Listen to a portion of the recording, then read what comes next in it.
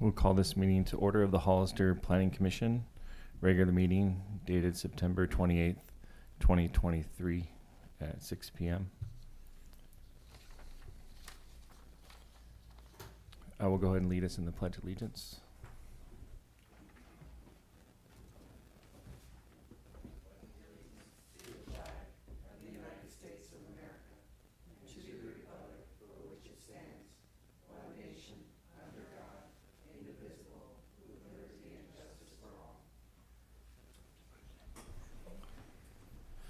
Roll call.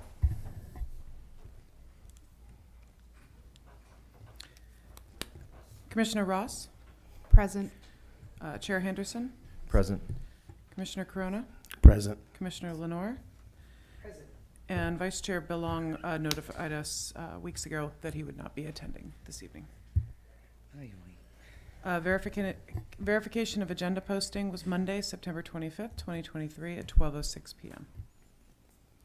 Thank you. Approval of minutes.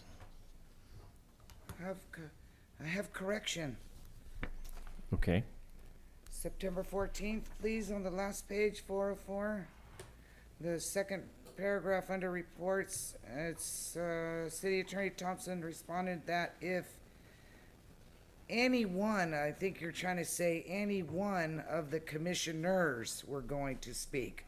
So you need to separate anyone and of the commissioners.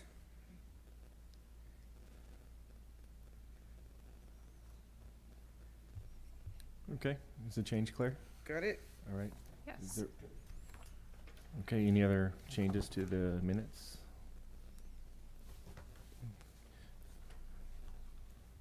Is there a motion to approve with the correction added by Commissioner Lenore? I'll move that we approve the minutes of August 31st and September 14th with the noted correction. We have a motion. Is there a second? Second. We have a motion and a second. All in favor? Aye. Aye. Motion carries 4-0. Public input. This is the time for anyone in the audience to speak on any item not on the agenda and within the subject matter jurisdiction of the Planning Commission.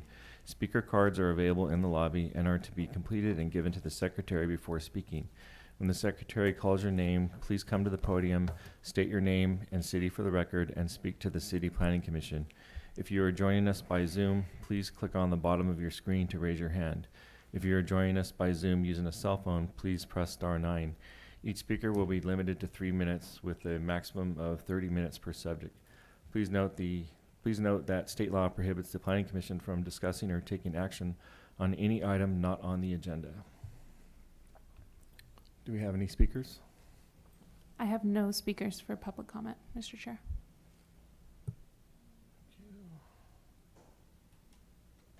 Okay, thank you. All right, we'll close the public input. Moving on to public hearings. Item number 1, Site and Architectural Review 2022-6. Thank you, Chairperson Henderson. Item number 1 is for Site and Architectural Review 2022-6 for a Starbucks project. This item was continued to a date certain of tonight, September 28th, and staff and the applicant are still working on making changes based on the direction that was provided from the study session on September 14th.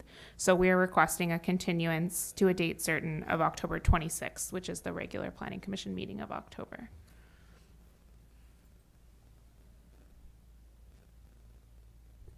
Okay, thank you. Can we get a motion to continue this item to a date certain of October 26, 2023? I make a motion. Thank you. We have a motion. Is there a second? I'll second. We have a motion and a second. All in favor? Aye. Aye. Motion carries 4-0.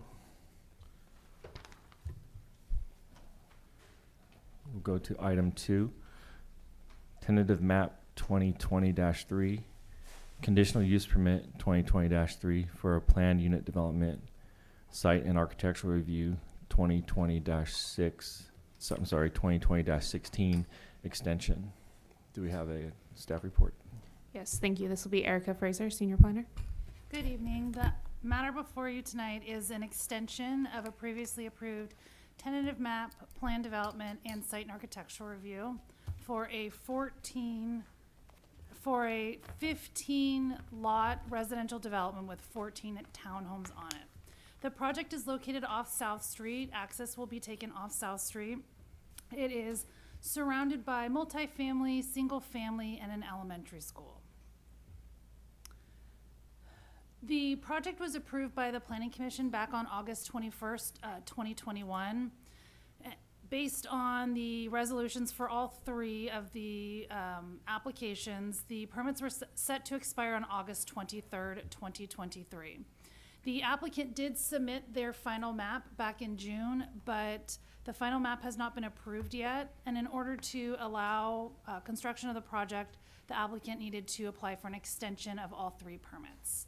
The applicant did so prior to the expiration date, and the Development Services Director approved a minor extension to allow the matter to be heard before the Planning Commission. Section 1640.010B of the Municipal Code requires the Planning Commission to review, approve, conditionally approve, or deny extension requests. It further states that the Planning Commission can impose new conditions on a project as part of the extension request.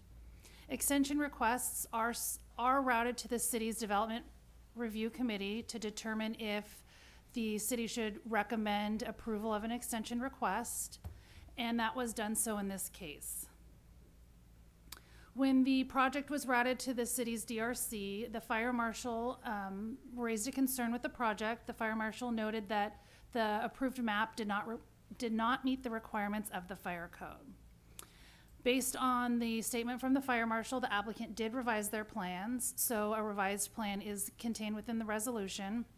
And that revision modified the road width from 25 feet to 26 feet to meet the fire code. The Public Works Department also requested some additional conditions related to the city's on-site well and servicing of the well. And those conditions are included in the resolution as conditions of approval number 12 through 15. This was all conducted through the DRC review. This is the site plan of the site. This is almost the same site plan as what was approved by the Planning Commission before. Again, the only modification is that change of the width from 25 to 26 feet to meet the fire code. And just for a refresher, this is what the townhomes will look like. This is from the approved project. It's also included within the project plans that are attached to the resolution. This project is exempt from CEQA due to, under section 15332, it's an infill development. It's under 5 acres in size. And in conclusion, the extension request was reviewed by the city's DRC, and their recommended changes are incorporated into the revised project plans. And the project, with the modifications made by the applicant as well as within the new conditions of approval, meets the requirements of the municipal code and the general plan. And all conditions of approval under the existing approvals for the tentative map, the conditional use permit, and the site and architectural review will continue to apply in addition to the new ones within the resolution. The Planning Commission has 4 options tonight. One is to adopt a resolution approving the extension. The second is to adopt the resolution approving the extension with modifications made by the Planning Commission. You can also deny the proposed project, or you could continue the hearing and direct staff to provide additional information or clarification. Staff is recommending that you select option number 1 and approve the extension request with the modifications made. That concludes my presentation. I'd be happy to answer any questions that you have. And also, Mr. Chair, our Assistant City Attorney, Jennifer Thompson, is attending via Zoom if there are questions for the attorneys throughout this whole meeting. Okay, thank you. Any questions for staff? Yes. Go ahead. Well, I know we're here just for an extension, but I was a little curious to see that we granted, the Planning Commission then granted some flexibility, quite a bit of flexibility, minimum lot size, lot coverage, open space requirements. and this is not an official, affordable housing project, is from what I was reading. So what I'm reading, there's nothing that says there's any control over how much rent or how much it's for. So what did we get for trade-off on, these exceptions to standards? What did the city gain? So the trade-off that you're thinking of is maybe the new plan development, which is not in effect at the time of the No, approval I of this wanna know, project. when we gave them all these exceptions, what did we base our giving those exceptions on? The existing plan development ordinance in effect at the time of approval. Which is, what did we gain when we gave them the exceptions? The existing ordinance did not require So anything in no, exchange. of course, no affordable housing, no inclusionary housing, they really didn't do anything to perform to get any of this, so I'm really surprised by this. I wouldn't float with it now. I guess it's a done deal. And it's architecturally not good, so I wasn't here. That building is lacking in architectural features, and that was a component and a policy of the general plan. So it's just whatever. It's not good, but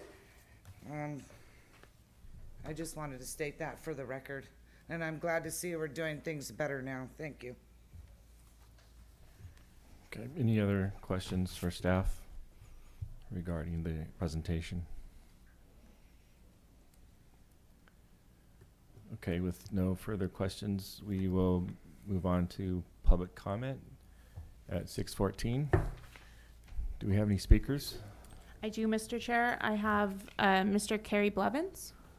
Yes. I am the owner of 743 South Street. Sir, if you could come to the podium, that'd be great. And you'll have 3 minutes. I'm the owner of 743 South Street, the house in the front and 3 units in the back. I see where they're saying they got 26 feet for access. I'm assuming that's talking about the access going in from South Street.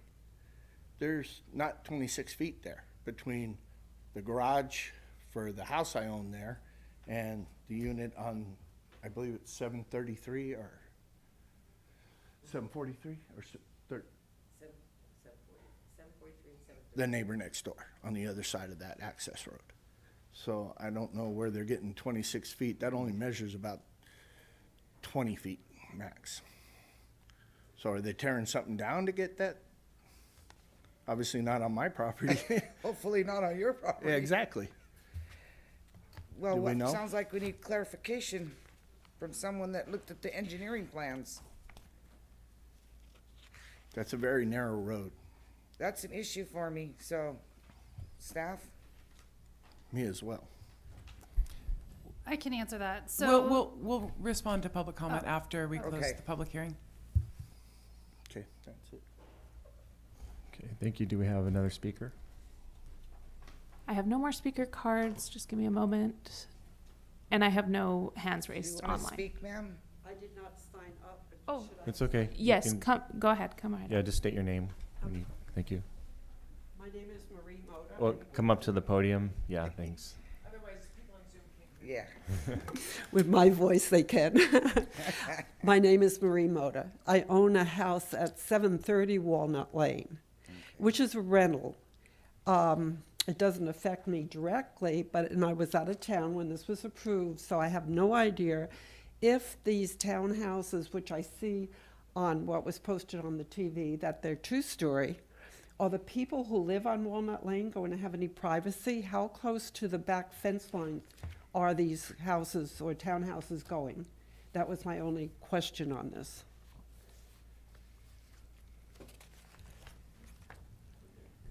All right, staff can note that question and address it.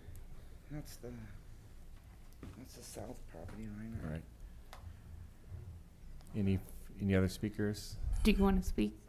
The applicant would like to speak. Oh, thank you.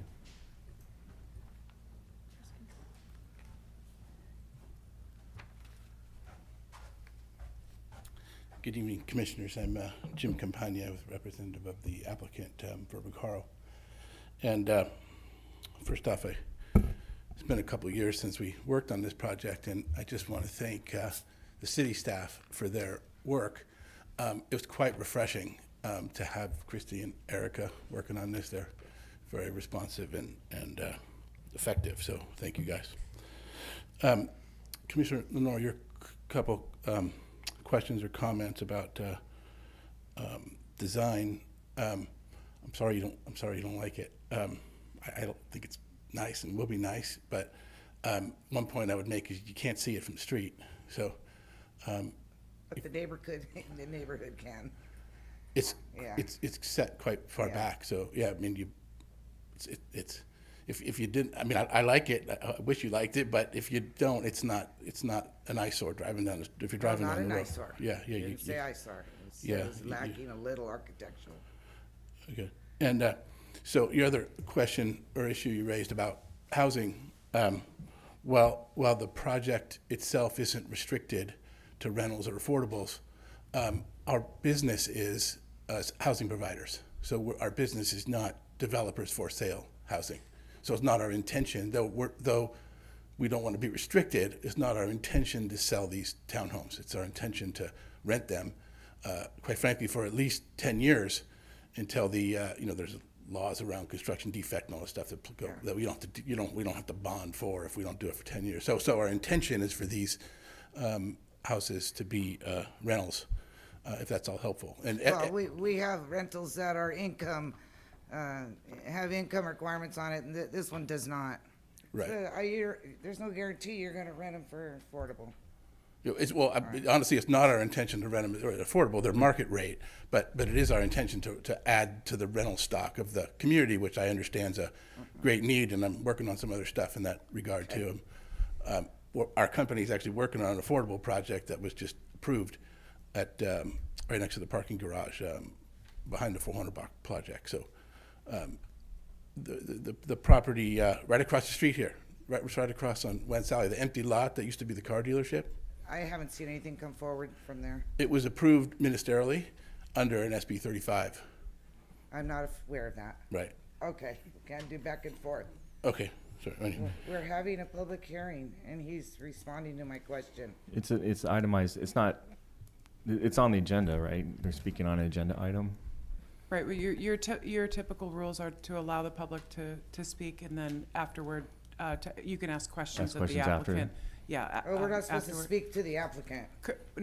Well, he's only got 3 minutes, and Thank you. I didn't mean to eat up any of your time.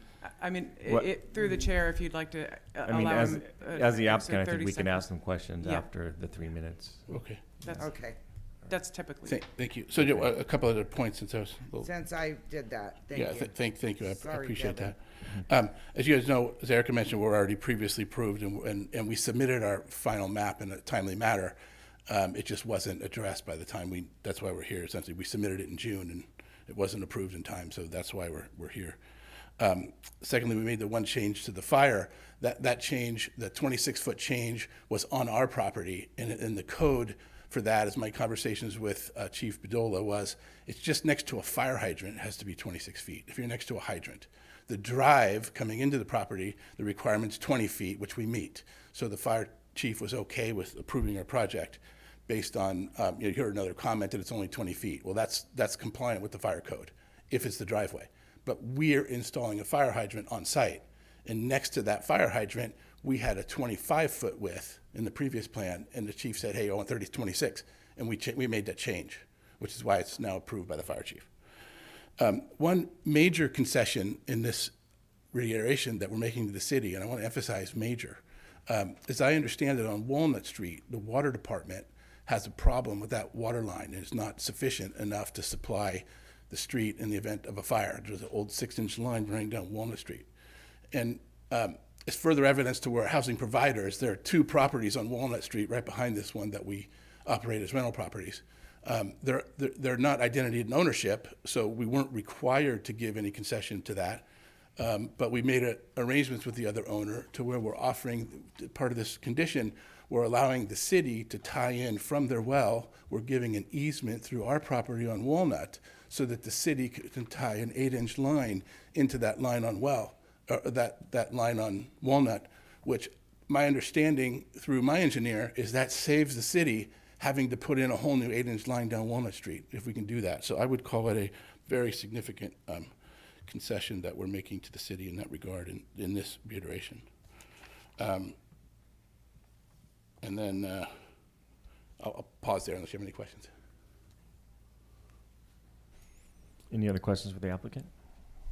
No, okay, no, Thank you. Thank you. thank you. Do we have any other speakers? I have no other speaker cards, Mr. Chair. Oh, would you like to speak? Go ahead. There's someone from the audience who'd like to speak.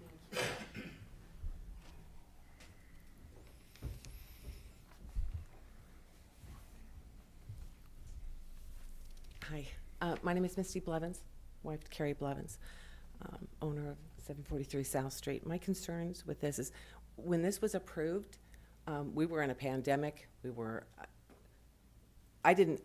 He says that we might have been mailed something, I don't know.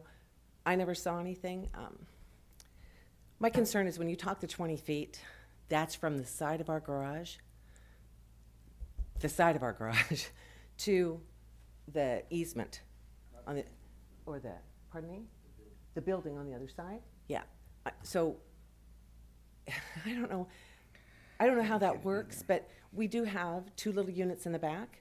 If these people leave their house and they go to walk down to, I don't know, grab the mail, there's no sidewalk for them to walk on. We have kids that live there. They can't leave the house and walk to school. I wish that this would have been that this approval would have happened at a time when we weren't mandated to stay home and not go anywhere, and I don't think that's very fair. I don't know about the safety and security of what's being built, because where our property ends in the back, it looks like they're putting something on every inch of that property behind ours. I don't want people walking over and imposing on our property and on, I don't know, using it as and the parking, yeah. We already can't park in front of the house. It's always full of cars. Yeah, from the school and the teachers and parents. It's not ideal for those of us who have been there for years. And I don't know, I wish that these things would be addressed, or that we could have a heads up, know what our rights are and how this is going to affect us going forward. So I wish that we could get a little more information on this and maybe have a little bit of choice, or have somebody hear our concerns before this is just like a done deal. When I heard done deal, I thought, oh, wait, what? We just gotta live with this? I don't know. I just don't think it's fair to the other people. And also emergency access. Is this just our driveway in and out both ways, or is there an emergency access, or another way that maybe we could direct traffic? We could only have maybe entering in on our side and then exiting out somewhere else to maybe cut back on traffic. And Thank you. thank you. Thank you. Any other speakers? I have no other speaker cards, and I'm not seeing any others in the audience, Mr. Chair. Okay, we'll close the public hearing at 6:26. Okay.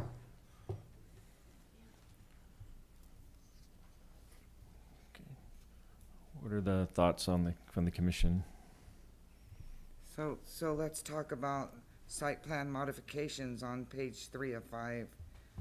And tell us, is it what it's saying there or not? Which is 26 feet, is what the fire marshal is requiring. Doesn't say 26 feet in and then go down to 20 feet. Nowhere does it say 20 feet. If I can clarify, the 26 feet comes from the fire hydrant and the parking on let me go to the back to the Yeah, site plan. could you bring it up? So entry into the site at 20 feet meets fire code. Once you get in and you have fire hydrants and you have parking Okay. on both sides, 25 feet is too narrow. So that had to be widened to 26. They accomplished it through their own site. So within, oops, my bad, How wide is it coming in? 20 feet, which meets fire code. Okay, And then in here, where you see we have parking, this is required to be 26, free and clear in the center. It okay, was not 26, it was 25. okay, So the applicant made adjustments within their site, within this, okay. this area to meet the fire code. Because the road has to get wider as there's parking. Right, okay, okay. I just didn't get that, so I see now 20 and then transitions to 26, once it enters the project site. Yes, once you hit that parking, based on, the requirement changes on, is there parking on one side or is there parking on two sides? For So- parking on two sides, it's 26. So show me the property owners here are concerned, where are they talking about? They're talking about this here. Right there. So they have a building and then on the other side, another building. But they're only required to have 20 feet there. Correct. Right. Yes, and there's how much? Well, I'm sorry. Exactly 20. There's exactly. I'm sorry, Exactly shouldn't 20 be feet. talking. There's only how much? 20 feet. 20 feet. Yes, so no widening is proposed. The existing established easement, I believe, correct me if I'm wrong, Erica, is gonna be improved with pavement, but it'll be no parking on either side and no change is requested, no modification to the existing easement. It's 20 feet now, it stays 20 feet. And no, But no as pes- Erica and no mentioned, pedestrian access way. there is no And that's not good. pedestrian walkway. Okay, There are sidewalks once you get onto site, but there's no room for sidewalk on the existing 20-foot easement. Well, I'm not so much looking for sidewalk, I'm looking for a pedestrian easement. Walk with the cars. So is the 20 feet, it's from building to building, the walls, as the speaker mentioned, or is there a roof overhanging or anything like that? So the fire code requires free and clear. So like a tree can't impede, a building couldn't impede, but in this case where it's just the road driveway width, the clear width has to be 20, and that's what this is. It's not going beyond the existing easement. It's not taking over anyone's property. It's within the easement that's already out there to allow for this access. And it's 20 feet, which meets the fire code.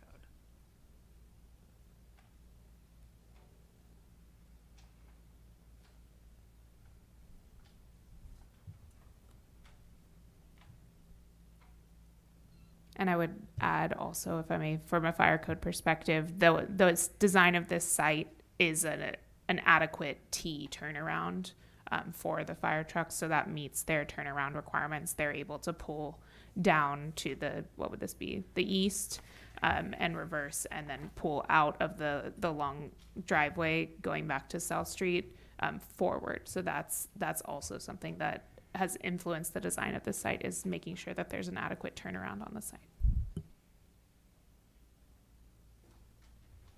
Isn't there a certain amount of space you're supposed to have from your home, away from your house or your building, that is like, Sorry, we can't have public comments over, this is my first meeting ever. It's so I okay. apologize. Thanks for being here.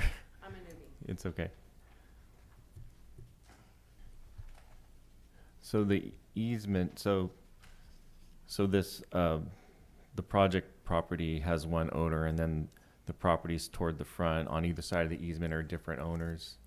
And the easement's been in place since a long time for this purpose of allowing access. Correct. just wanna make sure because that's you clear. can't have a landlocked parcel, so there's Yeah. an easement in place to allow future Okay, development of a parcel such as this. okay. And then the 20 feet is just, where did the 20 feet come from originally? Was that municipal code? Is that fire code My standards? guess or- was that it met the fire code, and so that's where the easement came from. Okay.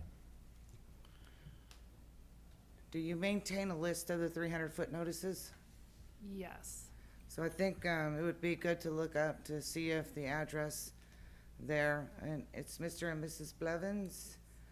I think we should make sure they got it.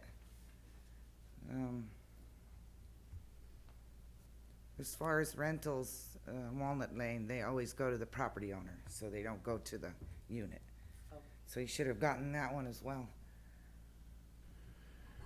On the bottom side of the easement, there's some diagonal lines. Isn't that a sidewalk? Or what is that? I believe that that's an ADA striping for ADA access all the way to South Street, to meet building and ADA code requirements. That would be my guess. Okay. I'm sorry, The- I need more explanation. I'm not sure Mr. what. Chair, the applicant's engineer is in the audience Okay. as well. Okay, I'd like to invite the engineer.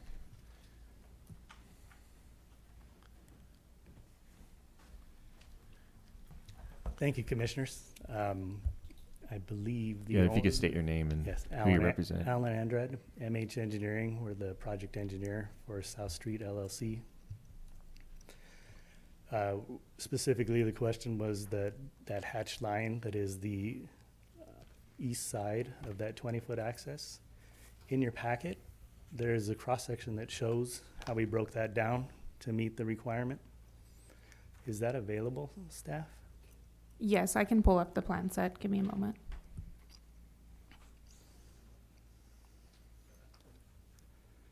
So the easement is 20 feet, specific to fire code like we've been talking about.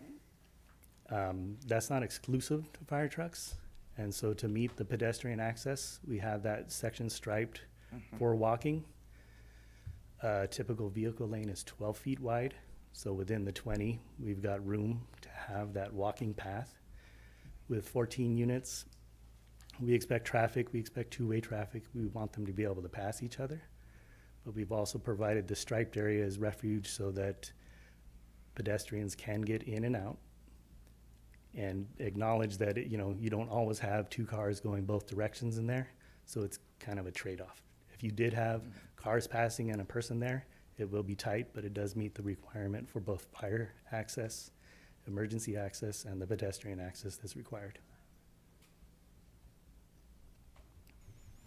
Any other questions for the applicant's engineer? Okay, thank you.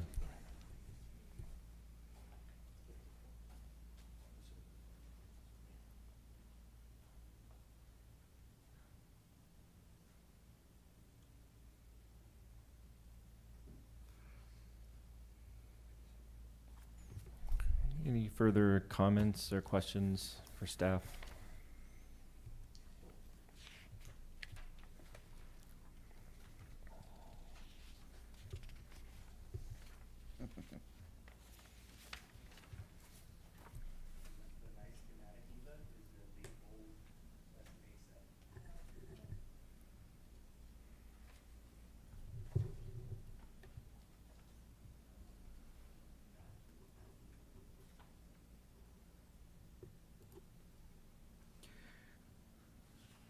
Chairman, I don't want to give the wrong impression here. Done deal maybe wasn't the best word, but I think in the terms of planning and doing an extension of time, it was hashed out in 2020 and then again in some more in 2021 or something, but just want to clarify that I would never say that and seem to be closed-minded. It's just that the decision was already made, the public hearings were already conducted. And here we are doing an extension, and that was all I meant. It was already an approved project. So I want to clarify that. Okay. I wouldn't want to give the impression that I'm not listening, because I am. Yeah. Thank you. I wanted to ask, with the new general plan that we were discussing in August, what is this parcel? Did that change? So the parcel hasn't changed zoning designations. It will still keep its zoning designation because we haven't changed the general plan, but it'll remain a medium density designated site. If the general plan is adopted as drafted or with the changes that staff's been directed to make, the density will increase in that general plan designation. But Erica, do you know what the density calc on this project is off the top of your head? I believe right now they are at the max density. Off the top of my head, I can't remember. So they would then be able to put in more if the density's increased. Oh, sorry. It's 17 units per acre, the density. So Which it's, complies with the requirement of the HDR.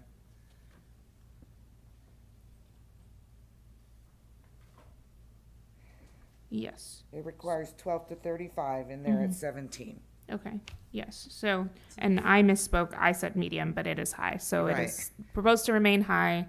If it's at 17 units an acre, that's compliant with current, which again, as Commissioner Lenore mentioned, is 12 to 35.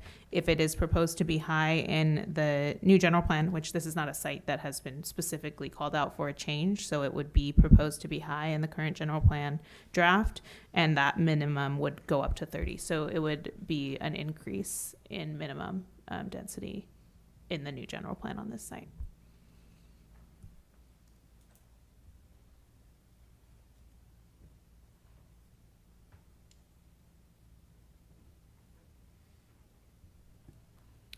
And is it possible for us to ask for affordable housing to be a part of the plan? It's not something that you can require. You can certainly ask to the applicant, but I think that in what he's spoken, that's not their intention for the site. The city doesn't currently have any requirements for affordable housing. The inclusionary ordinance has not been adopted since the approval. So at this time, with regard to affordable housing, the code is the same as it was when it was originally adopted in 2021, or originally approved in 2021. Okay, on what you have showing right now, so the bottom diagram is showing the 20-foot opening between the two buildings. Yes, so these diagrams, I believe, are showing different cross sections of the easement and the aisle going to South Street. So there's some different buildings, and in some parts it's wider, as you can see here. But in some parts, as was mentioned by the public commenters, there appears to be buildings right on the property line and very close to the easement line, which is, or I guess right on the easement line. I think the property line runs directly down the center of the easement between the two properties. So there is a very narrow section of this where you could not widen even if you wanted to, because there is a building here. It would require change to the structure. Okay, and then the eaves of the building on the right is actually overhanging the easement, correct? Is there an issue with that? That's what it appears to be in this diagram. We had not received any comment from building and or fire on an issue. It's possible that there's enough vertical height clearance, but unfortunately I can't speak to there being an issue with that. That was not raised by the DRC. Okay. So we're saying that's a legal width entrance into this development. That is That what passes the muster of the engineering code, the city standards. yes, that is Okay. what the DRC has reviewed Okay. and recommended.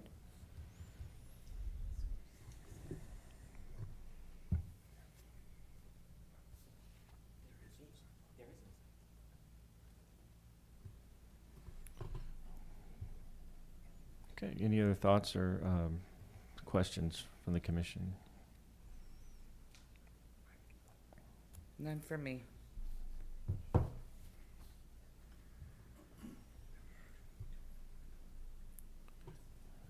Could you show the options for? Thank you.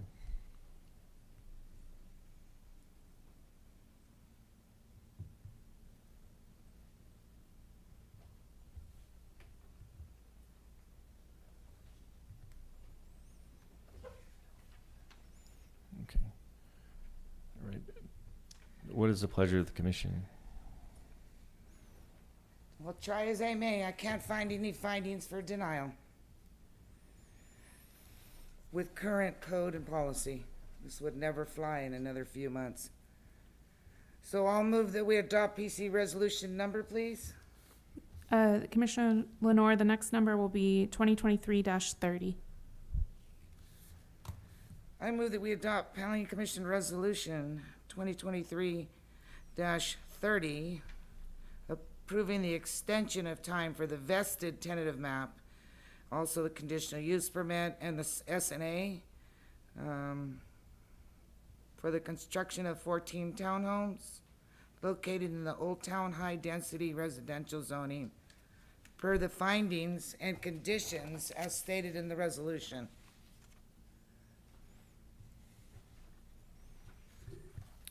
We have a motion on the floor. Any questions on the motion?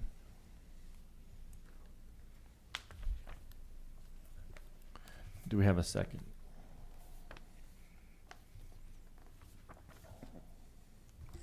Second. We have a motion and a second. All in favor? Aye. Aye. Aye. Aye. Motion carries 4-0.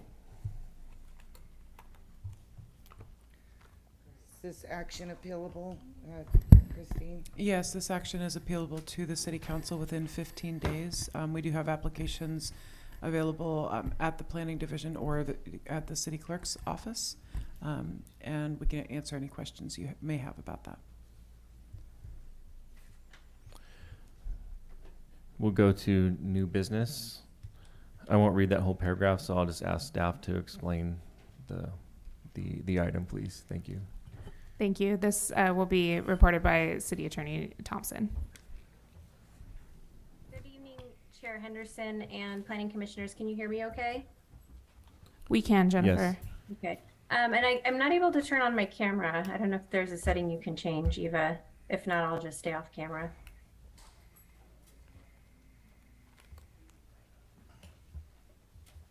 Does that work? Yeah. Perfect. Yeah, I think so. There we go. Cool. All right. So this item is related to a Brown Act allegation or a Brown Act violation allegation.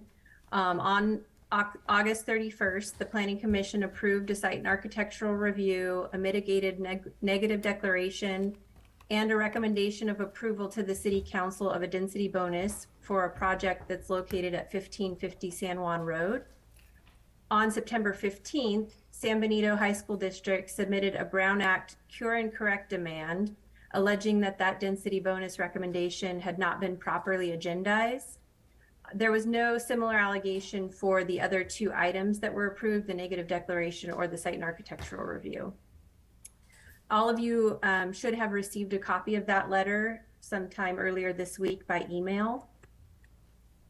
So just as a matter of background and the law, the Brown Act requires any party alleging a violation of the Brown Act to make a written demand to the body that made the decision, in this case, the Planning Commission, to cure or correct that violation within 30 days from the date the action was taken.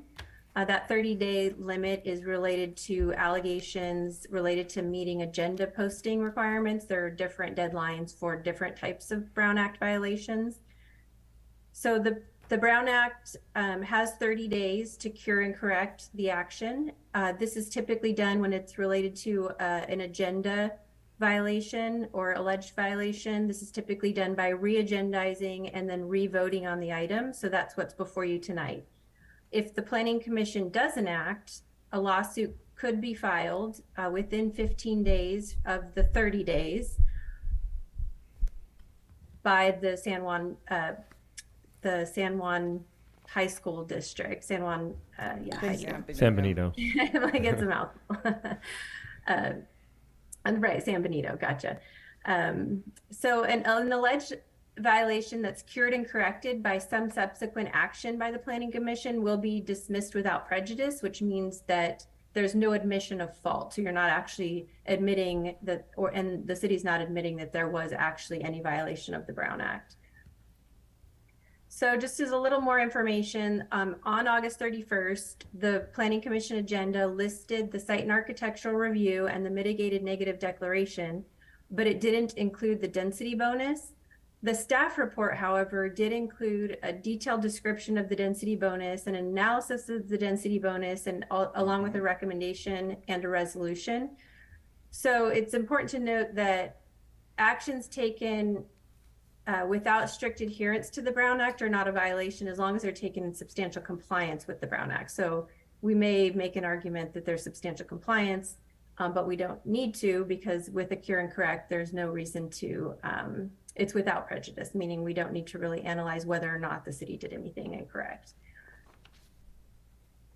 In addition, based on that detailed staff report that was included with the agenda, the public did have an opportunity to understand that a density bonus item was going to be discussed at the meeting, and decide whether or not they wanted to attend the meeting to make public comment.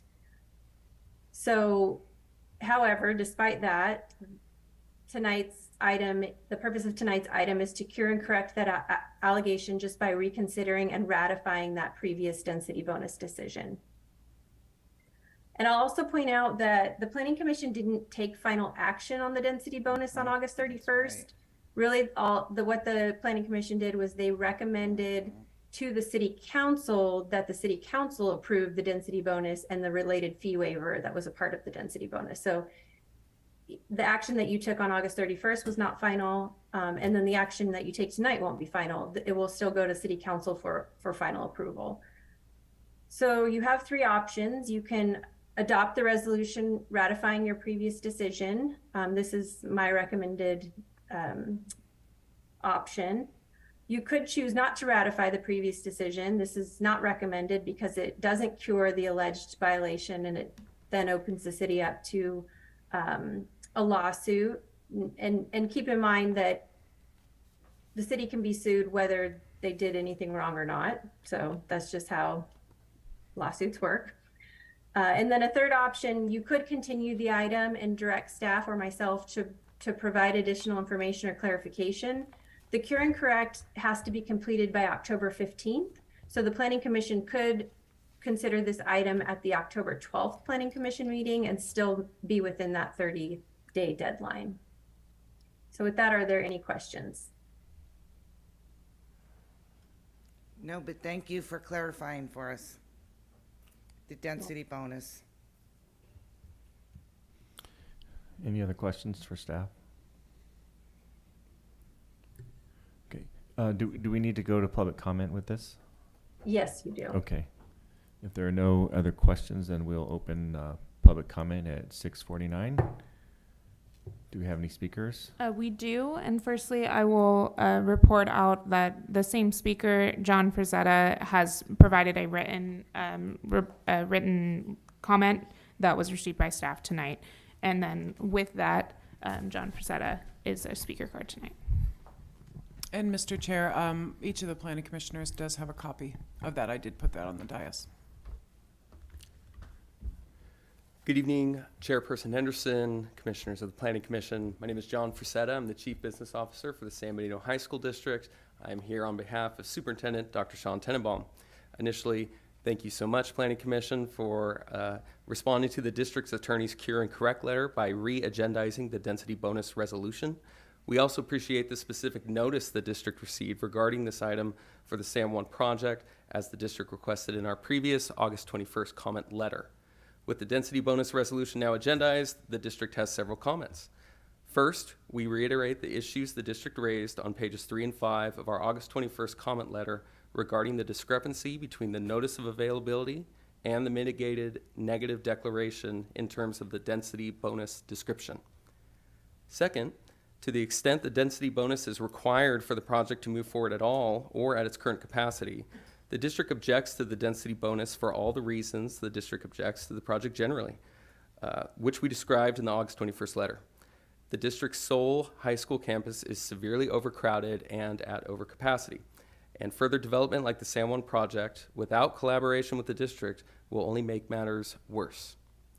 Finally, the waiver of sewer and storm drain impact fees for the project is quite concerning to us.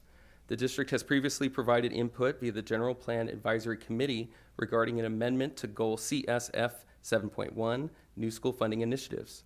Specifically, Considering incentives such as density bonuses when a proposed project voluntarily provides school fee contributions beyond statutory school impact fees for new school facilities. The district is concerned that the city now appears willing to waive sewer fees for private developers without consideration for the growing and cumulative impacts on the district.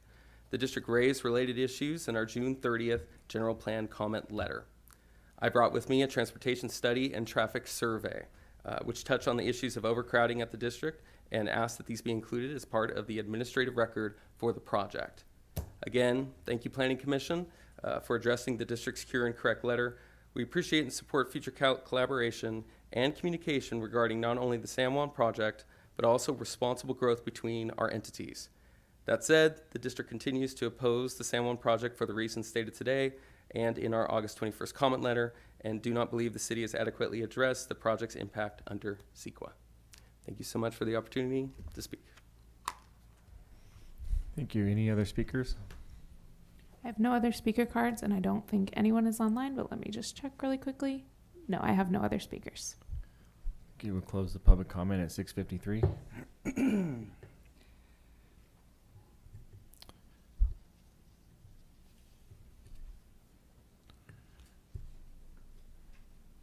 So, City Attorney, so we're here to address the issue, or the alleged issue about the Brown Act violation, and we're not really here to discuss anything else or any things that the speaker brought up. Well, that ultimately, you're ratifying the decision that you made on August 31st. Okay. But as a part of that, you are ultimately redeciding that same topic, so you could ask for clarification related to the speaker's comments, or discuss them as well. Okay, thank you.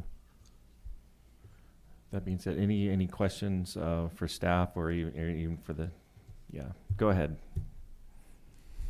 Well, as soon as CEQA puts a finding in that says we can have a leg to stand on for denying a subdivision because the high school doesn't want us to build it, that is not the case. You can't make a finding for denial based on that. The other thing, the state negotiates with the school district for what they agree as adequate fees for their school. So we cannot ask them for anything. We can ask them for anything more, but we can never require that. They negotiate the amount that they get.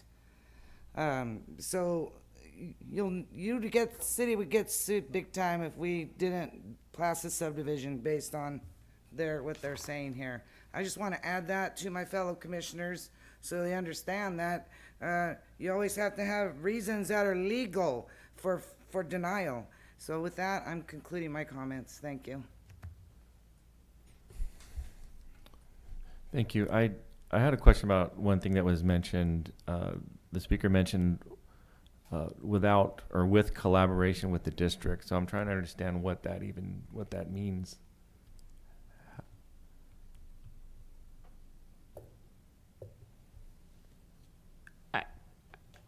The city collaborates with the district. We send them, they're on our agenda notice list for the Planning Commission. They've been on our DRC list in the past to receive projects, to get comments to us that for projects that may be near a school site, not just the high school district, but also Hollister School District for all the elementary and middle schools. But as Commissioner Lore mentioned, as far as imposing fees or requirements related to schools, that's not something that the city can do. The schools are their own boards and entities, as she mentioned, that work with the state to establish the fees that they're allowed to impose and requirements that they're allowed to impose on development, and they operate separately from the city. So insofar as that we can collaborate, as has been mentioned, the school district has submitted several letters through the general plan process, and there's been some draft policies proposed for some potential collaboration where allowed in the draft general plan for things such as legislative acts like annexation, where there might be some opportunity for further collaboration between discretionary projects. But to the extent that we can, we definitely try to work with the district. But in some ways, many ways, our hands are tied, especially when it comes to residential development, where we have to follow our codes, our general plan, and state law. Thank you. I want to just say that I really advise the high school to get on the same page with the state. And it's not gonna get any better. It's gonna be forced down our throats. It's not gonna stop no matter what you say, so I'm sorry. City's gotta do what we have to do, and the school should have had that other high school going a long time ago. And that was a lot of parents requesting that. Thank you.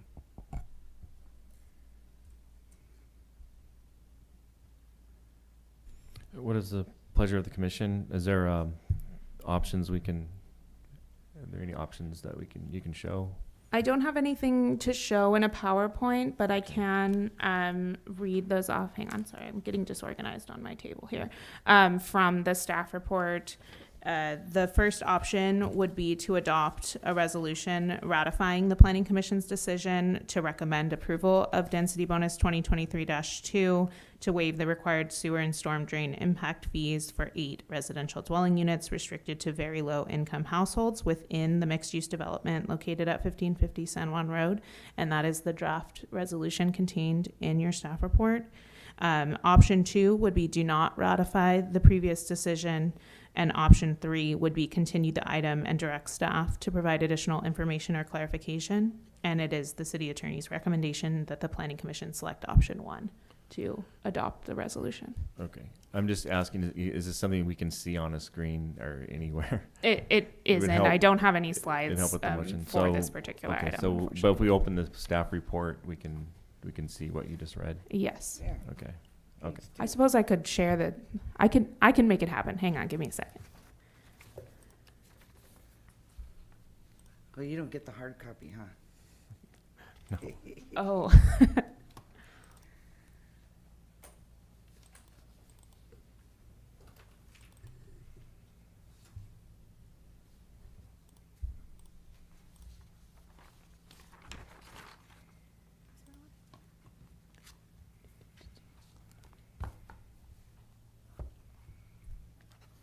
These are the options identified in the I staff report. appreciate that. Chairperson. Is there a motion? I move that we adopt PC Resolution number 2023-31, ratifying the Planning Commission decision recommending to the City Council approval of a density bonus to waive the required sewer and storm drainage impact fees for the 8 residential units. And as stated with findings, as stated in the staff report. We have a motion on the floor. Any questions on the motion? Do we have a second? I second. We have a motion and a second. All in favor? Aye. Aye. Aye. Aye. Motion carries 4-0.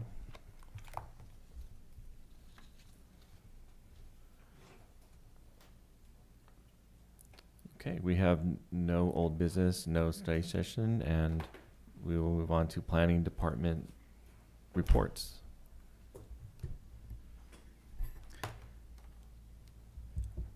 Thank you, Chair and Commissioners. Really, the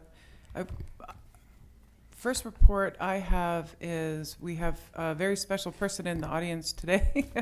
I'd like to welcome Miriam Arciniega. I think I said that right. She is our new support services, senior support Welcome. services assistant. She started on Monday, and we've just been feeding her a whole lot of information. You'll see her a lot more here at Planning Commission as she learns to pretty much secretary the commission. We'll make sure that you all have her contact information and get used to talking with her. So Miriam comes to us from the County of Merced, where she did a lot of workforce training and has a really, really interesting background. So we're extremely excited to have her. Very, very Welcome. That was my old job. So welcome. That's awesome. The other thing, as far as training, we do report out at the council meetings, you've probably seen we're reporting training. Just to let you all know, I attended the National Acela conference. And that's it's the permit processing system that the city will be. Acela. Acela. Estella. Oh, Estella. Acela, ACCELA. Okay. And that's the software that the city will hopefully be implementing within the next about 6 to 9 months for permit processing. And it's just it's a huge, amazing communication tool. Great. That we're working hard to try to implement. So I attended that at the beginning of this week. Made a lot of connections, learned a lot, and so that's Oh, about boy. it. New software. Yeah. Boy. That's it for For me. the I don't better. know. Well, if we're reporting training, I can report that myself and Amber Cameron, as well as Vanessa Sanchez, our planning technician, attended the APA California conference last week, where we learned a lot of new laws and legislation that are coming onto the table, things that are on the governor's desk, as well as just a lot of interesting reports from communities or projects that they've done about, zoning or ADUs. So it's always good to go to those trainings / informational conference sessions to meet people and listen to the ideas of other cities, especially as we're in the middle of so many kind of game-changing, if you will, processes for the city of Hollister. So making sure that we're keeping up with the times and hearing new ideas that have been successful in other communities. So we did attend that conference as well. Okay. Any other reports? I have no other reports. Move on to Planning Commission reports. Is there anything the commission would like to report? Commissioner Lenore. I got something to report, and it was super exciting. I went, not on behalf of the Planning Commission, but I went to listen to the listening session that is put on by the Bonita Link with the Community Foundation. I hope I'm getting this right. I went there today for lunch and talk, and I was there over 2 hours, and I listened, and I wanted you folks to know that we're headed in a really good direction, because the thing that this group of 13 of us, and there was some nonprofit representation, there was the housing coordinator for the city and the county, there was a county planning commissioner, there was myself, there was a gentleman from CSDC, Mr. Ariola from Workforce Development, I think, was there. So there was all these good folks there, and what they stressed the most. And then ladies representing different sectors of the business community, they stressed that we need mixed use. So they really wanted mixed use, something higher than, better than single-family dwelling. They certainly were more interested in having some more rentals, but affordable rentals, as well as affordable housing. They wanted the ADU process to run smoothly. I think it's running smoother maybe than they realized. I don't know if the county finished. We probably can't talk about stuff on, but did you finish your design for the ADUs that they can just use? They don't have to get an engineering. Do we do that like the county does?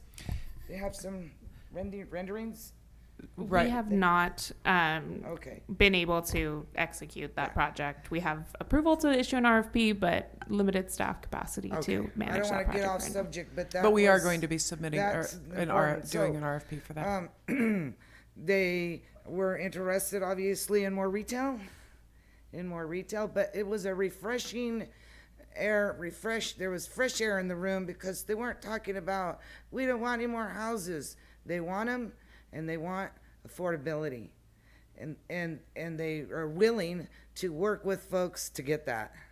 And they're also really wanting funds, of course. What's the number one thing that you need for affordable housing and for private developers to come in and do that is funds. So they would love to see, I think, more state and federal funds for us being able to do some affordable housing, of course. What else? It was just a really good atmosphere. There'll be an article in the Bonita Link, because Noe was there. It's sponsored by Bonita Link. So heads up for that. And I didn't say much because I wasn't there to represent, but I said, I think we're going in a good direction based on what we've been doing for this year. So that's my report. I enjoyed it. You might want to catch. There's a few more left, and there's different subjects. But this one was housing, and it caught my eye, and I just wanted to hear and it was really good. So I was glad to be accepted into that group today, and I wanted to bring the message back to the Planning Commission that based on what they want, we're going that way. And Gabriel Torres was there. He was on the Planning Commission for a long time. He is with Chispa, and he was there, and I'm always happy to see him. Thank you. Thank you for that report. Any other reports from the commission? Okay. With no further items on the agenda, we will adjourn the meeting at 7:07.